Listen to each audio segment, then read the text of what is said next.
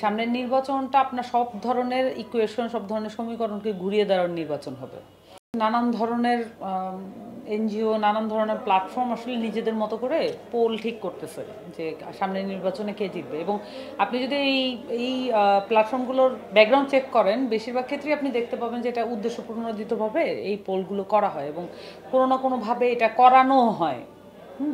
So সেই জায়গাটা মাথায় রেখে যদি বলি, হ্যাঁ মানে আমাদের কিছু দুর্বলতা থাকতে পারে। আমরা একটা নতুন দল, একটা সাংগঠনিক জায়গা থেকে ডেভেলপ হতে সময় লাগে। সবচেয়ে বেশি প্রয়োজন যেটা হয় সেটা হচ্ছে যে সাংগঠনিক প্রক্রিয়া এবং কাঠামো, এটাকে ফুল প্রুফ করা, যাতে করে এটা যে কোনো ঝড়েও এটা টিকে থাকতে পারে। তো এই কাঠামোটা তৈরি করার জন্য আমাদেরকে সময় দিতে হচ্ছে।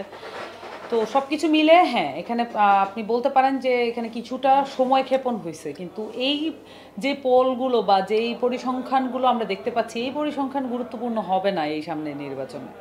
সামনের নির্বাচনটা আপনার সব ধরনের ইকুয়েশন, সব ধরনের সমীকরণকে ঘুরিয়ে দেওয়ার নির্বাচন হবে।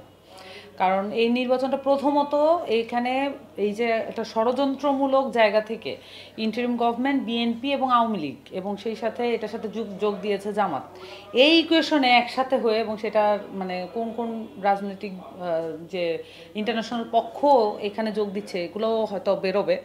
তো আমরা দেখতে পাচ্ছি যে এটা এক ধরনের বাংলাদেশকে পুরাতন স্ট্যাবলিশমেন্টে রাখার একটা প্রক্রিয়া হিসেবে এই নির্বাচনকে দেখানো হচ্ছে। তো আমার কাছে মনে হয় যে নির্বাচনের আগ মুহূর্তে হলেও এই জিনিসটা, এই যে প্রকল্পটা, এটা ফাঁস হয়ে যাবে এবং এই প্রকল্পটাকে আর গোপন রাখতে পারবে না ওরা।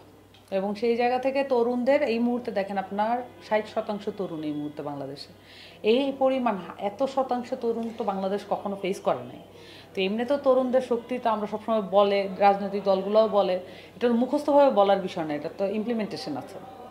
তো ভোটিং যে পাওয়ার, এটা গত 15 বছর আসলে ভোট না দেওয়ার মাধ্যমে বাংলাদেশের মানুষের কিন্তু এক ধরনের উপলব্ধি হয়েছে।